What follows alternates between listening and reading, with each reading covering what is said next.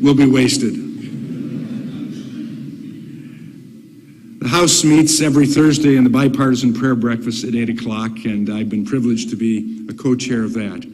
But in the Senate, they meet on Wednesdays, and they've met for many, many, many years, 80 years or more, as has the House. And so I want to welcome with us today the Senate Bipartisan Prayer Breakfast co-chairs, Senator Kirsten Gillibrand and Senator Mike Rounds. Please stand and be recognized.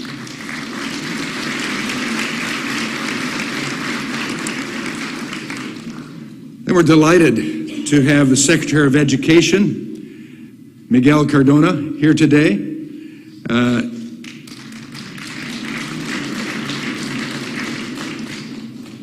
The Ambassador Linda Thomas Greenfield.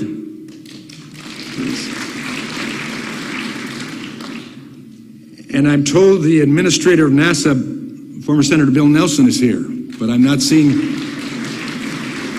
There you are. There you are. Observing the principle of not going to the front seat, but waiting till you're called, right? Delighted to have former House Majority Leader Steny Hoyer and Speaker of the House Emerita Nancy Pelosi here today.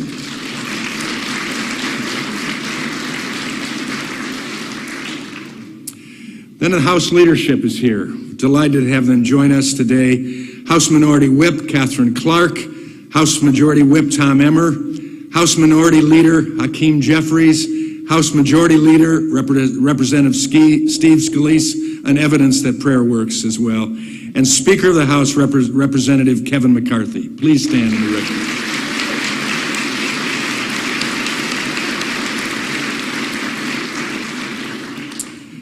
And then finally, we are so delighted to have Vice President of the United States, Kamala Harris.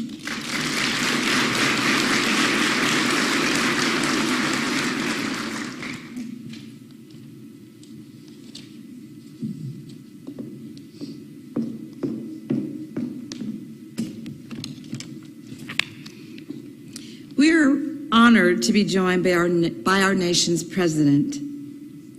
Mr. President, last year you spoke at this very same breakfast about finding purpose through the pain of losing a piece of your soul.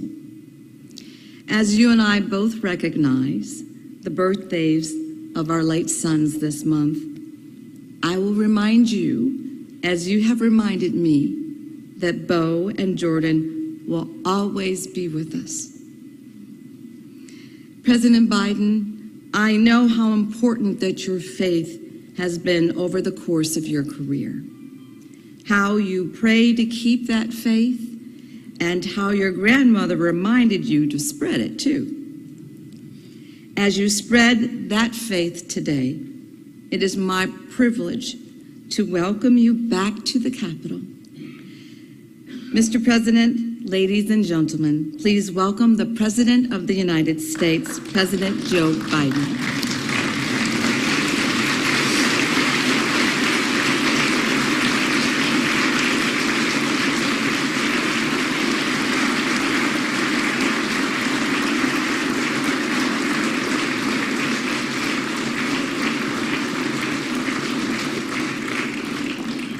Well, thank you, Lucy, for that introduction. And I might add, as I said last year, for your courage. You know, like many of you in the audience, Lucy lost a piece of her soul. And it's, while the pain never fully leaves, you eventually find the purpose to carry on, and that's what you've done. You've done it magnificently. You're doing it with your service in the Congress, and we're a better nation because you've kept the faith. And by the way, the reference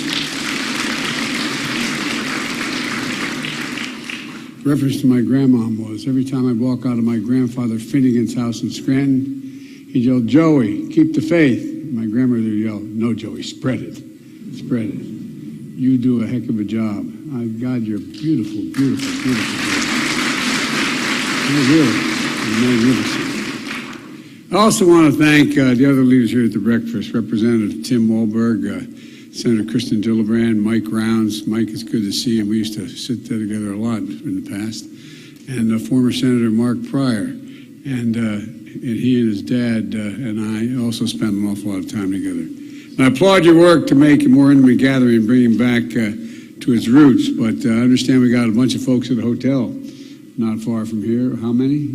1,300. About 1,300. They apparently are watching this. Welcome. Welcome all 1,300. And the House invites you to come to the floor today, all 1,300 of you.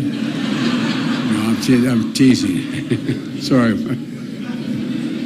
But I'm grateful you're able to be join us in prayer this morning and lift up one another and our nation, And I want to thank Vice President Harris and Speaker McCarthy and Minority Leader Jeffries, and I also want to thank Bishop McKenzie. And Pastor, I don't know. I'm a little worried how you got this whole choir here. I tell you what, I think you've got a. Well, I won't go into that anyway. But the incredible Brooklyn Tabernacle singers, I tell you. St. Augustine of my church, the Catholic Church, would say that singing is praying twice. And I can only pray once because I couldn't carry a tune in a wheelbarrow. My father used to, when he was in high school, and he didn't go to college, but in his college years had a band. And he could sing, he played the saxophone, and he could dance. And he used to say to me, Joey, I don't know where you come from. He said, you have no lip, you can't play a reed instrument, number one. Number two, you have two left feet. Number three, you can't carry a tune in a wheelbarrow, but I still love you. Look, I've attended many prayer breakfasts over the years with the nation struggling in strife and also times of peace and prosperity. And I'm honored to continue the tradition started by President Eisenhower. I'm told that for presidents to come and speak to the prayer breakfast. Just before Christmas, I offered a message to the country, a message that is to the heart of the Christian faith, but yet is universal, a universal message of hope, of joy, of love, whether you're Christian, whether you're Jewish, Hindu, Muslim, Buddhist, or any other faith, or no faith at all. It speaks to all of us as human beings who are here on this earth primarily to care for one another. Look out for one another and to love one another. It's not always easy. It's hard, but that's our mission. The message is always important, but especially important during tough times like what we've been through the last 3, 4, 5 years. The pandemic has taken so much from us, from so many people. We've lost so much with one another. We lost so many people, over 1 million lives lost in America alone, 1 million lives lost. And they say for every one life lost, there were 9 significant people who cared greatly about that lost person. We've seen record bouts of extreme weather, claiming lives and destroying homes all across the country. I've taken more, as the Vice President can tell you, more helicopter rides this last year and a half than you can imagine. More timber is burned down in the west and the northwest and even in the southeast, the southwest, than the entire state of Missouri. There's just enormous damage. There's violence in our communities, like the mass shooting during the Lunar New Year at Monterey Park and Half Moon Bay. And Tyree Nichols and his family, and the community in Memphis, their justice is long overdue. Look, in our politics and our lives, we too often see each other as opponents and not competitors. We see each other as enemies, not neighbors. And as tough as these times have been, if we look closer, we see the strength, the determination that has long defined America. Look, as we look to the new year, my friend Chris Coons is out there. I see Chris. How you doing, pal? Went to law school and got a divinity degree at the same time. And he offers this wisdom. I thought it was really incredible what you said, Chris.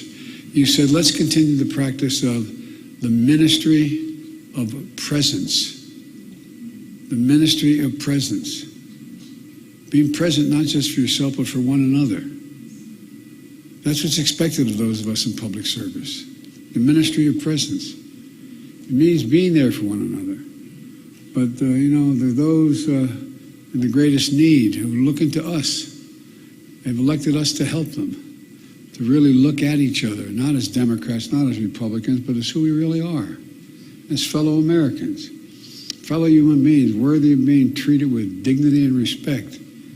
Because when we're president in our lives, we find there's so much more that unites us, in my view. So much more that unites us than divides us. And while we have profound differences, the last 2 years have proven we can come together to do big things for the country. We can join hands and get things done. We can redeem the soul of America. And what's the soul of the nation? Well, the soul is the breath, the life, the essence of who we are. The soul makes us us. It's embodied in the sacred proposition that we're all created equally in the image of God. A sacred proposition rooted in the Scripture, enshrined in the Declaration of Independence. A sacred proposition that Dr. King invoked when he told us about his dream for the nation. A dream I thought about deeply last month when I would have been Dr. King's 94th birthday. Senator Warnock, Reverend Warnock, invited me to speak at a Sunday service at Dr. King's Ebenezer Baptist Church in Atlanta. It was deeply humbling. I've been to the church before, but apparently no president's ever spoken and given the sermon. And as in a sacred place, it was time to pray and contemplate Dr. King's moral vision and clear path. He talked about the beloved community that still inspires us today. And here's what I learned in my life and career along the path, as many of you have learned along the path that you've taken. We're all imperfect. We're all imperfect beings. We're fallible. We're frail. We fail. We don't know where and what fate will deliver us and when. But we do know what we can at our best do. Seek a little bit of light and hope, a little bit of love and truth. We know that faith and history teach us, however dark the night, joy cometh in the morning. And that joy comes when we apply the commandments of Scripture. Love the Lord thy God with all thy heart, all thy mind, and all thy soul. And love thy neighbor as thyself. That's the hardest one, I think. At least it's hardest here. Didn't used to be as hard. I've been here a long time, but it seems to be getting harder. It's easy to say, it's hard to do. But in that commandment lies the essence of faith. Loving our neighbors is also part of the essence of the American promise. A promise that comes with a new Congress that is more diverse and more different and more religions, more races, more diversity than ever before in our history. People of all faiths, some people of no faith, gay, straight, immigrant, Native American, differences that express infinite creativity of God, who is able to see his reflection in countless ways in different people. It's also an expression of the American conviction that our diversity is one of our greatest strengths. That's why Jill and I have opened the White House to celebrations of faith in our nations for Easter, for the Jewish high holidays, for Diwali, and more. That's America. That's who we are. Let me close with the question Dr. King asked us all those years ago. Where do we go from here? Where do we go from here? My message to all of you and to the nation is we go forward. We go forward together. Let's be the doers of the word. Let's keep the faith. Let's remember who we are. We're the United States of America. The United States of America. We're born out of an idea. No other nation in the world is born of an idea. They're based on ethnicity, geography, and so many other things. But the idea that we hold these truths to be self-evident, that all men and women are created equal, endowed by their Creator with certain inalienable rights, life, liberty, etc. There's nothing beyond our capacity. Remember who in God's name we are. We're the United States of America. My prayer for this prayer breakfast is to start to see each other again, look at each other again, travel with each other again, argue like hell with each other again, but then still go to lunch together. You know, one of the interesting things when I first got to the Senate, it was in the days when there were some very strong segregationists still in the Senate, from James O. Eastland, Mississippi, and Strom Thurmond. I go down the list. And I used to watch Teddy Kennedy and James O. Eastland argue like hell on the floor. Then they go to the Senate dining room and sit down. They'd eat together. They'd eat together. I don't know how we do that anymore, but we have to. We have to start treating each other in ways different than we have, in my humble opinion. It's been the greatest honor of my life to serve this country. I know I don't look it, but I've done it for a few years. A lot of good folks, not so good folks, great folks, and a lot of folks better than me. Let's just sort of kind of join hands again a little bit. Let's start treating each other with respect. That's what Kevin and I are going to do. Not a joke. We had a good meeting yesterday. I think we got to do it across the board. Doesn't mean we're going to agree and fight like hell, but let's treat each other with respect. God bless you all, and may God protect our troops.